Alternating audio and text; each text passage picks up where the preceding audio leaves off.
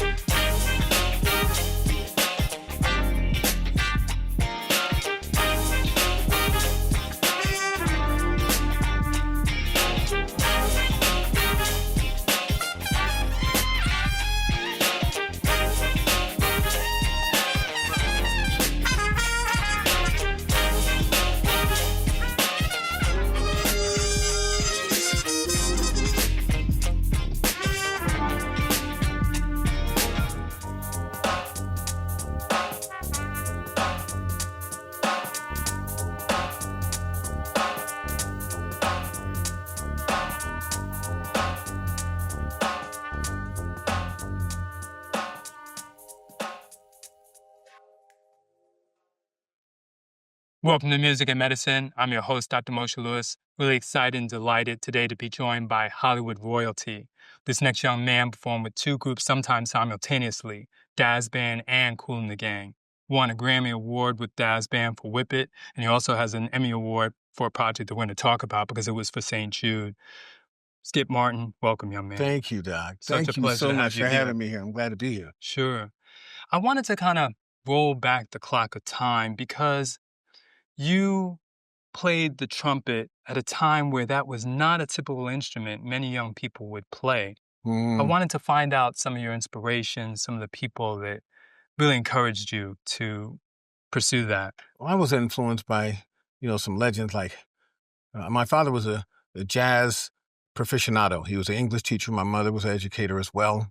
And, but he just loved some jazz music. So he turned me on to Nat King Cole. He turned me on to Louis Armstrong. He turned me on to Johnny Hartman.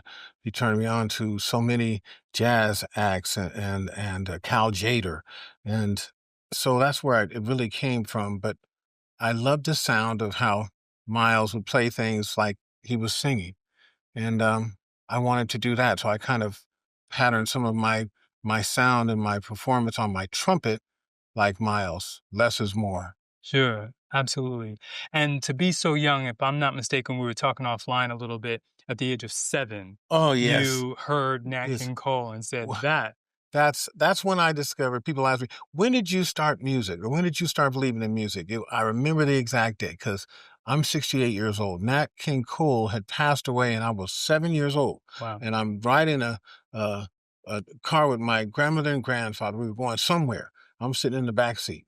It was a Dodge Rambler. I never will forget it. One of those pink and white on the top. Right. Okay, two tones. We were going somewhere. And I looked over and they were playing on the radio. Unforgettable. That's what you are. And I said, wow, this man is dead, but it sounds like he's in the car with us. Right. And I said, Nana, that's what I'm going to do. And she turned around. She said, what, baby? I said, I'm going to play music so when I die, people will feel like I'm still in the car with them. Sure. So that's when it started for me, when I was 7. And by the time I got to be 11, I went to a music orientation class in my school. Sure. They brought in the trombone. Right. Trombone had a big old mouthpiece and a long bell. And I wanted to find something that was the easiest, the simplest thing to learn because I didn't want to do no hard work, Sure. So I said, so I saw that big trombone, mouthpiece big, and I said, that's too big. I'll never be able to play that. Then they brought the saxophone in. Yeah. Saxophone had all these buttons. It looked like a curly or sexy S, and it was all Right. shiny and everything with buttons all up and down it. I said, man, look at all those buttons. Right. I'll never be able to play that. Wow. And then they brought in the trumpet. Trumpet had a small mouthpiece and 3 buttons. I said, there it is. That's going to be the easiest one. I didn't realize it was going to be one of the most difficult instruments to play, but it chose me. I chose it. And that's when I started playing and doing that. And I also listened to people like singing. Besides the trumpet players, I listened to Nat King Cole. I listened to Donny Hathaway. Mm-hmm. I listened to Aretha Franklin and Stevie Wonder, who's a good friend of mine now. I never knew I would ever meet him, but he's been one of my legend friends and heroes. And I listened to everything he did and all that stuff and learned how to sing. And I was developing my voice by the time I was, before Let It Whip, I was 19, 20, 21. And I had this sound. I just knew it was going to be my sound. I was just working it out. Right. And then this brother named Peebo Bryson came out How dare you? with, how dare he come out and take my sound? Right. You know, to feel the fire. I'm like, oh, I got to Almost change out of everything up. But it was so cool. These are the people I listened to, and it helped me. I'm so into you. I don't know what I'm going to do. That was Peebo. It was so beautiful. Mm-hmm. And so between Steve Peebo, Johnny Hartman, and Nat King Cole, and Aretha Franklin for her strong licks and soulful licks, and Donny Hathaway for the sound of his voice, the silkiness in his voice. So I captured my style from all of those different elements. To what extent did working with several bands, which I know you did long before Dazz Band, really kind of prep you to be able to go on the road and handle that kind of schedule in life? Yes, and it was something that was part of my schooling, and and coming up, and I was playing in bands back when we had bands in everybody's garage. We Right. were doing all of that, and that's how we got to it. We had limited communication mediums like we do now. Right. So, it was to get it together, you had to do it in the garage. And to get it together meant you had to practice and you had to work hard till you sweated and you had to make up a mistake for a number of times, keep making a mistake till you get it right. And that's what horned you for being a pro and so forth and so on. So I started that at an early age, and I was very blessed to have other guys that mentored me, older guys, because I was 15 years old when when the guys came to me and they said, "Can you play this song called 'You're Still a Young Man'?" I said, "That's a song by Tower Power?" He said, "Yeah." I mean, da da da da da da da da da da. I was like, "Yeah, I can play that on my trumpet." If you can do that, you can be in a band. I said, I want to be in a band so bad. Right. So I played that for them. They all sit there. These are guys 5, 7, 10 years older than me. They're looking at me like, uh, you gonna put him in? Okay. I Sure. said, but you gotta come ask my mom, because my mom, she's not gonna you gotta get permission, man. I can't just so they all came over to the house. 2 of them came Right. over to my house to talk to my mom. Look, he's really good at trumpet. We want him to be in the band. And I'm like, yeah, Mom, I want to be in a band. I want to play in the band. She looked at me like, shut up. And they went back to talking. I said, okay. She says, well, he's only 15 years old. He's got to get his schoolwork and his grades together. He's too young. He can't go out there and do that yet. And I just, Mom, come on, Mom. I want to play in the band so bad. Please let me play in the band. And they left. They came back about 2 weeks later. They were wearing suits with a little bouquet of flowers. And Mrs. Martin, please, your son is really good. We want him to be in the band. And she said, okay, I tell you what I'm going to do. I'm going to let him come play with you for 2 weeks. But the first day he doesn't come in at 11 o'clock, it's all over. He looked at her with conviction and said, okay, we'll get him home. And they did that. They got me home. This is 1971. Right. I went out and played 6 nights a week for 2 weeks. And I brought home $250. Right. Wow. My mom was like, okay, go ahead. Might as well. I said, here, Mom, hey. I was making more than she was taking care of me and my sister. Right. So that's when my professional career started, and I was doing 6 nights a week and all of the stuff to get there. And some people, we were talking about therapy. You were sharing me, but what brought us together on this was how music is a therapy for certain things. And it was a therapy for me because I came up in a household where mother and father, in a broken home, mother and father split up when I was 11. Right. But when I just started playing this trumpet, going into music. And I had a lot of suffering to deal with, the change in the home environment. And now I'm in a house with my mom and my sister, and there was no man presence to help me develop my skills as a man. Right. So with that, I just delved myself into the music, which was my safe place, Right. which was my peace, and it was therapy in my head. And it helped me to, be and do what I've become. I think I was that, but I hadn't become it. Right. It was just in my soul to do that. And I was thankful I was chosen to do that. And initially it was just wanted to leave something. I just wanted people to know I was here and leave something. It didn't have to do with girls or cars or riches or gold or none of that stuff. It just had to do with, I want to make some kind of a difference, somebody to feel me. And I did that not realizing what I was doing. When we were able to create the song later on in my life with Let It Whip, which changed my life because now I could really use my music to lift other people. And I saw that less was more. Right. Because a lot of youngsters, as they're coming up, they learn how to sing, they feel like there's some star search. The more you sing and yell, and the more you do all those notes and all those riffs and everything, everybody just applauds and this and that and so forth. But nobody likes to have a story shouted at them. Right. And a story is what sells a song. Exactly. So that part was missed. They didn't see that kind of scenario. So that's what I was learning. So instead of singing a whole bunch of things, even Stevie Wonder, who could sing all kind of licks, and, he would always, you would understand the story and feel where his heart was. And Nat was that way too. So that's what I wanted to be. And I just kept my head down and kept walking one foot over the other. We were talking about how Music can be therapy, can take you to places. It measures the times of your life. That's right. You can measure when your children are born, when you got your first high school dance, when you got your first kiss, when you had sex, when you got a divorce, when you got married, when this person died. All of it, check all the times of your life. Right. And it's always there in some portion. It just now we're getting to the stage where we're starting to use music as therapy Right. for certain things, just like they use psychedelic drugs for war veterans and PTSD. Right. You know, so I think music really, you hit on something with that, and it made me, oh yeah, what is this man talking about? I'm like, I'm feeling him. I don't even know him. I'm feeling him. You know, because it was therapy for me, and I see how it's therapy for others. I think that brings us to what you wanted to talk about, the other thing. Sure. Why I won that Emmy. Exactly. So that was a project that you're saying was for St. Jude, and you really didn't make it about yourself. It was a charity project. You brought lots of people together, including Stevie, and I know a whole All host. these people. It's just, as yet. It took me, the music, my music investment in my life, my feelings and my core for music is that when we had that COVID, for the first time in 40 years, 30-something years, I couldn't do my music for anybody, which was something that I felt full from lifting other people. Sure. And now we can't get together as core. People were all separated, and now I'm stuck in front of the television looking at this BS where they're talking about the Republicans and the Democrats and the blacks and the whites and Breonna Green and George Floyd and all of this craziness, the police.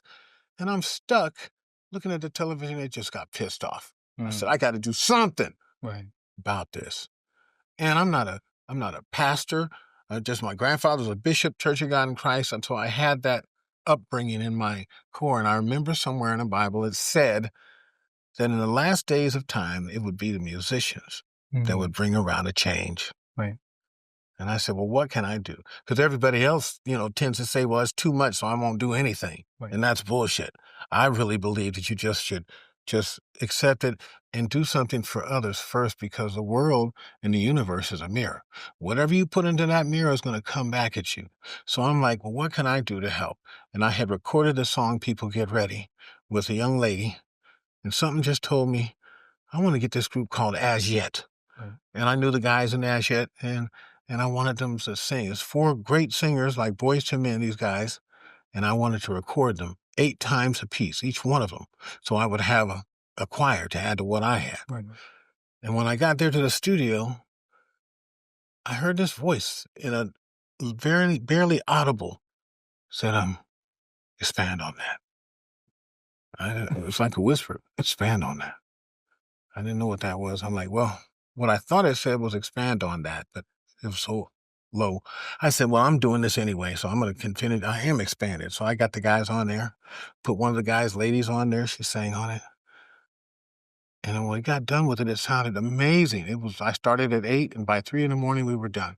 It sounded amazing. And I just was, man, I got to keep doing it. And as I was getting ready to leave the studio at 3 in the morning, I heard expand on that. Now it was audible and louder. And I'm looking around like somebody playing games, tricks on me. Right. What's going on? So I just, okay, let me just do that. I started calling friends from as far across the world as I knew. The first guy I called his name was Stefan Meyer. He was the lead violinist for the Vienna Philharmonic Orchestra. Right. He's a bad boy. He'd play guitar. He'll play a violin and make you start crying. Oh my God, the goosebumps all up and down. So I said, "Would you play on this for me?" and so forth. And so he said, "Yes, I've heard. I'll play it for you. I'll sing you the tracks." And I said, "Okay, this is great." So he started doing that, and I just started calling all the way back from Paris to this one or that one, London to New York to Oklahoma to San Jose, California to Japan. I was calling my friends from all over and see if they would be a part of it. And once I started, and my music director, his name is Tom Schumann. He's from the group called Spyra Gyra. Right. And he's like, so he was my my MD and my co-producer. And I said, man, just help me to do this. I went to my wife. I said, baby, I know I'm not working. I know I don't have a job. Right now, nobody's working musicians. Right. But I got to go into my savings, our savings, so that I can give him money to do this dream that I have to help and be my hand so we can do this, because we got to get many people as I think I can get on a 3-minute and 18-second song. And I said, I can't do it without you, girl. She said, okay, we'll give it. I said, cool. So I took half of my savings and started paying Tom. We ended up recording 156 tracks. Wow. And I had the likes of CeCe Peniston, Allison Williams, Ray Parker Jr., Howard Hewitt, Tony Terry, Pastor John P. Key, John L. Fonte from Kansas, Kevin Shalfat from Storm and Journey, Dougie Fresh, Tony Terry, Reginald Calloway from Midnight Star, Robert Kool Bell, David L. Cook, the Dazz Band, and As Yet, Neil McCoy, Country Western Star, Maxie B from the Mary Jane Girls, Allison Williams. I mean, all of these people, they all said yes. And CeCe told me one day, she said, I can't believe, oh yes. And I got my vocal lessons from Stevie Wonder years and years ago. He got me to a guy named Seth Riggs, and he paid for Seth to give me to pay for my lessons. Wow. Because I was working on it. I said, I'm Stevie, I got 30 shows, I got 33 days, and I had 30 shows in 33 days. My voice is wearing out. He says, I'll get you to my teacher. I said, could you give me lessons? I'll get you to my teacher. Right. Okay, well, who is this guy? His name is Seth Riggs. Seth taught everybody, and I said, okay, that'd be great. That night, I thought he was not going to do it. And it had been 2 or 3 or 4 months, and I just no call, whenever. When he finally did call me, said he was going to get me to the lessons, I was over the top, and I ran to the phone. I was running the house. Steve, you called me. Steve, you called me back. I can't believe you're on the phone. Yes, man, you still want those vocal lessons? Yes, I do. Got me to L.A. We went from the Biltmore at an event we were doing. I think it was our Billboard Awards, something like that. And he said, well, come on, I'm going to take you to my car. He walked me from the backstage, right, through the audience, right, through the lobby, through the parking lot, to the back fence where there was a gold Rolls Royce sitting up against the fence. And I got into that bad boy. I looked at him. I said, Steve, I know you ain't getting ready to drive this thing. I know. He says, no. And back then he had what they call a Palm Pilot, but it was a Braille Palm Pilot. Right. And he was doing all of this stuff. And what are you doing? He said, well, I'm getting the flight. And I'm getting this room booked for you, blah, blah, so forth. I got this thing with Seth. Okay, here goes some money. I got your car together. So, and I stayed there for a week, told the Dazz man, hey, you guys going back home? I'm cool. I'm staying with Stevie Wonder. Okay. So wow. We had a good time, and he got me to my lessons, which lasted me, a lifetime. Absolutely. So I've been teaching other people from those lessons. So that was the most profound project. He was the last one to be on it, the first one to say yes. He did the harmonica. And he did the harmonica on the People Get Ready project. And I was kind of down because I had gotten all these other people on it, and I told him he was going to be on it, but he still hadn't given me his part. So I'm almost done with 155 tracks, something like that. And I'm like, oh my God, Stevie's not going to. My wife got me up. She said, well, did you see your email this morning? I said, no. Stevie's not going to do it. What? She said, well, Stevie sent his parts. I said, what? Oh, my God. Oh, my God. I started crying. I was running. Oh, my God, Steve. Oh, my God. And I went and got all the parts. It was perfect. Okay. And my guy, Stefan from Austria, did a whole orchestra. He played 1 violin, 3 violas, 4 cellos, 2 basses. One person? And did 1 person. The whole thing just made you just cry. And so I invested in that. I invested in it. I gave it to the Grammy people and put it and submitted it. I heard nothing. Not a nomination, not anything. Right. And I did it again the next year. I added something to it so I could resubmit it. You have to have another creative part addition to it to submit it. So I played all the horn section this time with muted trumpet. So that added to it. Submitted it, nothing happened. So now I'm like, okay, well, I believe so much in the song, I'm going to try one more time. And David L. Cook, with a friend of mine, he's one of the guys I had sing on it. He helped me to submit it, get it into the Emmy Awards. And I went and I was playing a tour in Japan, and he told me, we got a nomination for that, for an Emmy Award. I said, get out of here. Right. I'm good with that. Sure. I'm like, that's fine. That's great, man. Great job. I love you, man. Thank you so much. I went on out my way. Doody-doody-doody. I'm out there in the middle of a ship looking at whales jumping out the water in Japan Ocean and what have you. And he calls me, Are you seeing it? Seeing what? My guy from Vienna, Skip, we freaking won we won the award. I'm like, get out of here, man. Oh my God. Tears just, I'm like, really? And that was the most profound project of my life because it wasn't about me. It was about us, which is why I did it in the first place. You like to say that music is the soul singing. Yeah. Talk to us what you mean by that. Well, everybody's got a soul. Even a dog and a cat's got a soul. You know, and to me, music is the sound of that soul singing. You know, it can either be a song where they're singing out of their voice, or something that's where they've transferred their soul into an instrument and they're singing in that way. Or it could just be the sound of the woman you love so much saying, "Hello, darling." Right. You know, so that's to me my definition of music. It's the sound of a soul singing. Sure. Absolutely. Ladies and gentlemen, the next voice that we will hear will be that of Skip Martin. I can't think of too many trumpet players who also were the lead vocal for a band as long as you were with Kool and the Gang. What a privilege. We look forward to hearing from you, and certainly... Thank you for having me. So this much. is beautiful. Sure. My gosh, Absolutely. This is great. Let's do it. Thank you. Hey baby, I wrote this song for you. I want you to feel my heart. Baby, I must confess, my heart cannot forget. I can't help myself. I don't want anyone else, no. You give my life more purpose. Everything I do, the time we spend is so special. Whoa. And loving you's another level. Come on, 'cause I'm so into you. I'm so into you. I wanna give you my all. Catch you when you fall.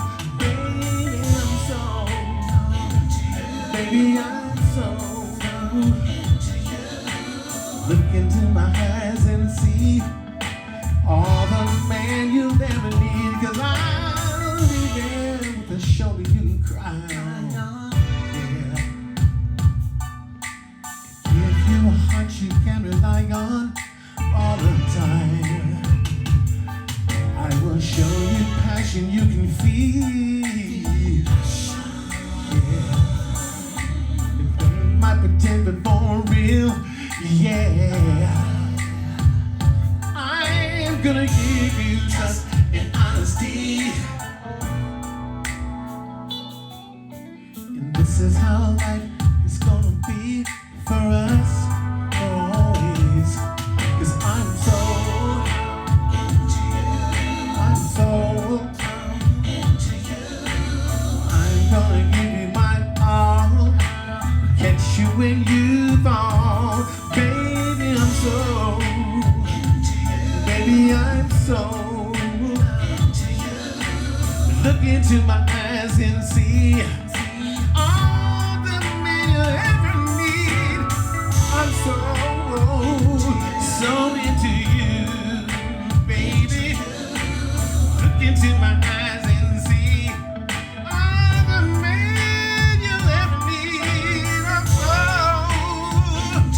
so into you, baby. I'm gonna give you my all. Oh, I'm so into you.